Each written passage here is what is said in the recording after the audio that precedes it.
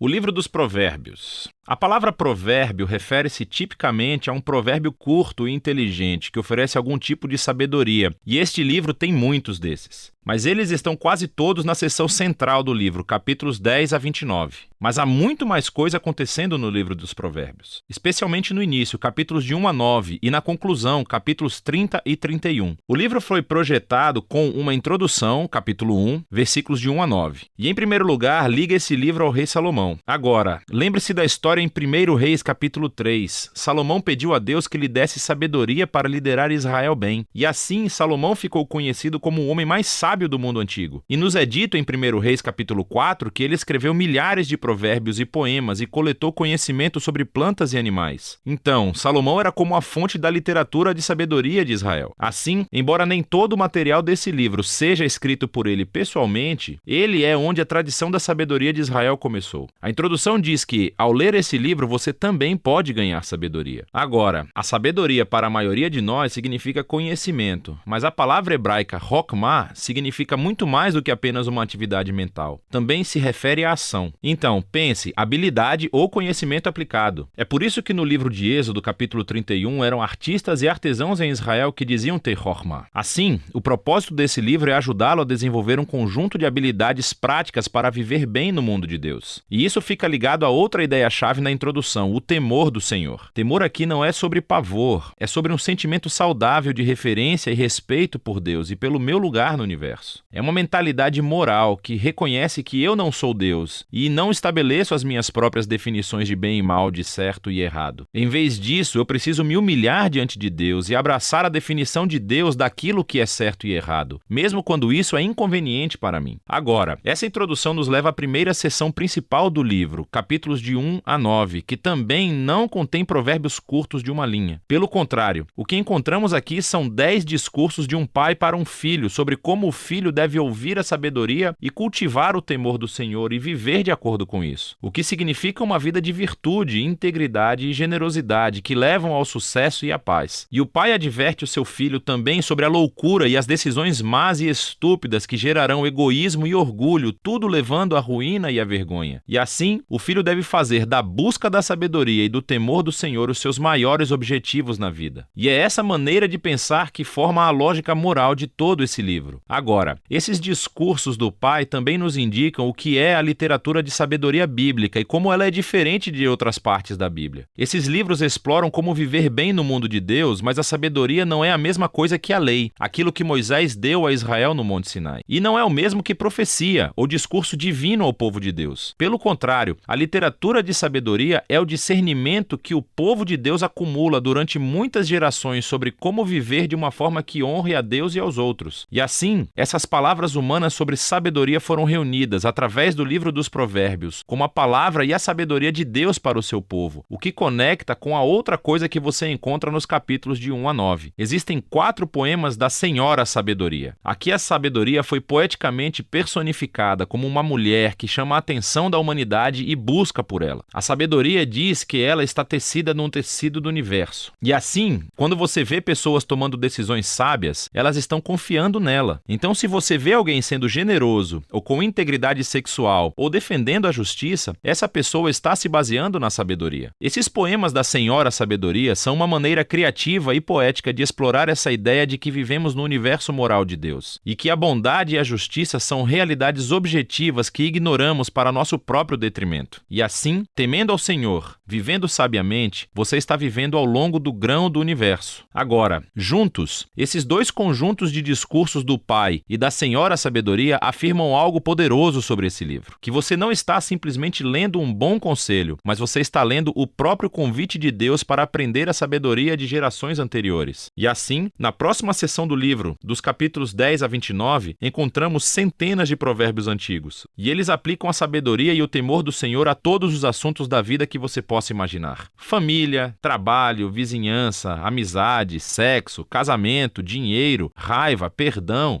álcool, dívidas, tudo. E todos esses assuntos são filtrados através do sistema de valores de Provérbios de 1 a 9. Agora, esses provérbios são muito curtos, são fáceis de memorizar. E, na verdade, essa seção do livro deve se tornar um trabalho de referência que você retorna várias vezes ao longo dos anos, o que levanta algumas questões importantes à medida que você aprende a ler esses provérbios. Em primeiro lugar, os provérbios são, por natureza, sobre probabilidades. Se você teme ao Senhor e faz escolhas sábias e boas, as coisas provavelmente irão bem para você. E se você não teme ao Senhor, você é tolo e a sua vida provavelmente não irá bem. Ora, isso é muitas vezes verdade, mas nem sempre. O que leva ao próximo ponto de que os provérbios não são promessas. Eles não são fórmulas para o sucesso. Assim, alguns provérbios, como por exemplo, o temor ao Senhor prolonga a vida, mas os anos dos ímpios são interrompidos. Ou, treine a criança no caminho que deve seguir e quando estiver velha não se afastará dele. Temer a Deus e ser uma pessoa moral provavelmente levará uma vida melhor e mais longa. E criar seus filhos em um lar estável e amoroso os prepara bem, mas não há garantias. Muitas coisas podem dar e muitas vezes dão errado no nosso mundo. E por último, os provérbios, por natureza, enfocam a regra geral, mas não as exceções, que são muitas. E os livros de sabedoria não ignoram isso. As exceções são aquilo de que os outros livros de sabedoria, Jó e Eclesiastes, falam. E juntos, eles reconhecem que a vida é muito complexa para fórmulas simples. E é por isso que precisamos de todos os livros de sabedoria juntos para obter uma visão mais ampla. Isso tudo leva à seção final do livro, duas grandes coleções de poemas. Primeiro, poemas de um homem chamado Agur, que começa reconhecendo a sua própria ignorância e tolice, e sua grande necessidade de obter sabedoria de Deus. E Agur descobre que a sabedoria divina foi dada a ele nas Escrituras, que o ensinavam a viver bem. E assim, Agur é apresentado diante de nós como um leitor modelo do livro de Provérbios. Alguém que está sempre atento para ouvir a sabedoria de Deus através das Escrituras. Os poemas finais estão ligados a um homem chamado Lemuel. Ele é um rei não israelita. E ele passa a sabedoria que foi dada a ele por sua mãe. É uma orientação sobre como ser um líder sábio e justo. E então, o poema final é um acróstico ou um poema alfabético, onde cada linha começa com uma nova letra do alfabeto hebraico. E o poema inteiro é sobre a mulher de caráter nobre. Ele retrata uma mulher que vive de acordo com a sabedoria de Provérbios e se apresenta como um modelo de alguém que aceita a sabedoria de Deus. E depois traduz isso em decisões práticas na vida cotidiana, no trabalho ou em casa, na família e na comunidade. Assim, o livro começou com as palavras de um pai a um filho sobre a necessidade de ouvir a Senhora sabedoria. E agora o livro termina oferecendo as palavras de uma mãe ao filho sobre a mulher que vive com sabedoria. O livro dos Provérbios é para todas as pessoas, em todas as fases da vida. É um guia para viver bem e com sabedoria no mundo bom de Deus. E é disso que se trata o livro de Provérbios.